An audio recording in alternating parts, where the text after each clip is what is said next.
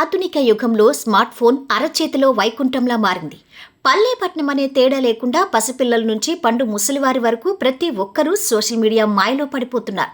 అయితే విచక్షణా జ్ఞానం తక్కువగా ఉండే టీనేజ్ యువత ఈ డిజిటల్ వ్యసనానికి బలైపోతుండటంపై తీవ్ర ఆందోళన వ్యక్తమవుతుంది. ఈ నేపథ్యంలో ఆంధ్రప్రదేశ్ ప్రభుత్వం 13 ఏళ్లలోపు పిల్లలకు సోషల్ మీడియాను నిషేధించే దిశగా అడుగులు వేస్తోంది. ముఖ్యమంత్రి నారా చంద్రబాబు నాయుడు అసెంబ్లీలో మాట్లాడుతూ చిన్న వయసులోనే పిల్లలు డిజిటల్ మాయలో పడి కెరియర్ను నాశనం చేసుకోకుండా ఉండేందుకు ఈ నిషేధాన్ని పరిశీలిస్తున్నట్లు ప్రకటించారు. రాబోయే 90 రోజుల్లో దీనికి సంబంధించి విధి విధానాలు రూపొందించాలని ఐటీ శాఖ మంత్రి నారా లోకేష్ నేతృత్వంలోని బృందాన్ని ఆదేశించారు. అవసరమైతే ఈ వయో పరిమితిని 16 ఏళ్ల వరకు పెంచే అవకాశం కూడా ఉందని ప్రభుత్వం స్పష్టం చేసింది. మెటా, ఎక్స్, గూగుల్ వంటి దిగ్గజ సంస్థలతో చర్చించి పకడ్బందీ చట్టాన్ని తీసుకురావాలని ఏపీ ప్రభుత్వం భావిస్తోంది.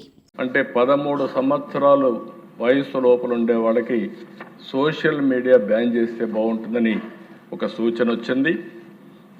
తప్పకుండా తొందరలోనే 90 డేస్లో 13 సంవత్సరాల లోపల ఉండేవాళ్ళు సోషల్ మీడియాకు అందుబాటు లేకుండా చేసే కార్యక్రమానికి శ్రీకారం చుడతాం.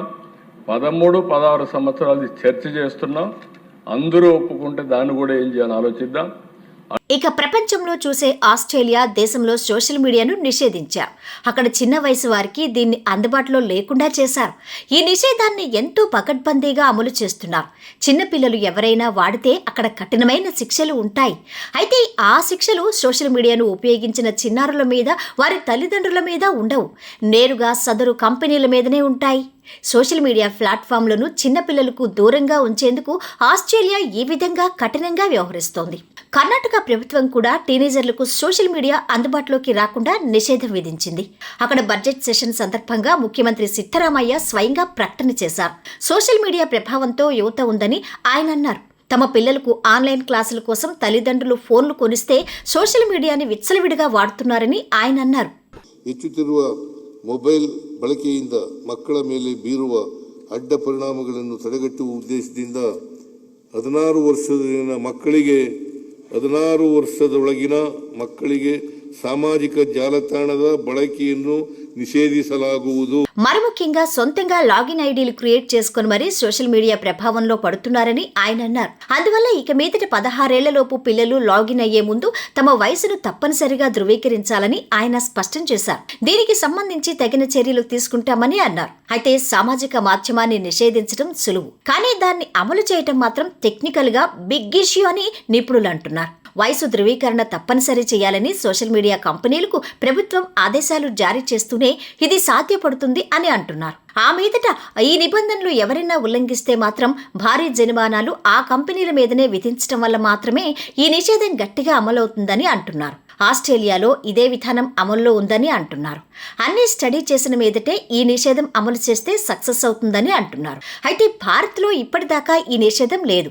ఇప్పుడు కర్ణాటక, ఏపీ ప్రభుత్వాలు నిషేధం అంటున్నాయి. మరి సోషల్ మీడియా సంస్థల మీద దీని ప్రభావం ఎలా ఉంటుంది, అది ఏ విధంగా స్పందిస్తాయి అన్నది కూడా చూడాలి అంటున్నారు. ఈ నిషేధం అమల్లోకి వస్తే పిల్లల్లో అద్భుతమైన మార్పులు వచ్చే అవకాశం ఉందని నిపుణులు విశ్లేషిస్తున్నారు. నిరంతరం రీల్స్, షార్ట్స్ చూడటం వల్ల తగ్గుతున్న ఏకాగ్రత మళ్లీ పుంజుకుంటుంది. పుస్తక పఠనం, సృజనాత్మకత పనులపై దృష్టి పెరుగుతుంది. సైబర్ బుల్లీయింగ్, ఆన్లైన్ వేధింపుల నుంచి ఉపశమనం లభిస్తుంది. రాత్రిపూట ఫోన్ వాడకం తగ్గటం వల్ల నిద్రలేమి సమస్యలు తీరి శారీరక ఎదుగుదల బాగుంటుంది. వర్చువల్ ప్రపంచం నుంచి బయటకొచ్చి కుటుంబ సభ్యులతో, స్నేహితులతో సమయం గడపటం వల్ల పిల్లల్లో సామాజిక స్పృహ పెరుగుతుంది. నిషేధం విధించటం సులువే అయినా దాన్ని క్షేత్రస్థాయిలో అమలు చేయటం ఒక పెద్ద సవాల్. ఇంటర్నేషనల్ ఏజ్ వెరిఫికేషన్ కష్టతరమైన పని.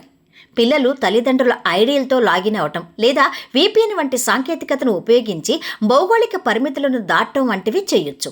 పైగా వయసు ధృవీకరణ కోసం ఆధార్ వంటి వ్యక్తిగత వివరాలను ప్రైవేట్ కంపెనీలకు ఇవ్వడం వల్ల డేటా ప్రైవసీ సమస్యలు తలెత్తే ప్రమాదం ఉంది. ఈ నిర్ణయాన్ని టెక్ కంపెనీలు కోర్టులో సవాల్ చేసే అవకాశం కూడా ఉంది. ప్రభుత్వ చట్టాలు ఎంత కఠినంగా ఉన్నా తల్లిదండ్రుల పర్యవేక్షణ లేనిదే ఈ ప్రయత్నం పూర్తి స్థాయిలో సఫలం కాదు. చట్టంతో పాటు సామాజిక అవగాహన తోడైనప్పుడే రేపటి తరాన్ని డిజిటల్ బానిసత్వం నుంచి కాపాడుకోగలం.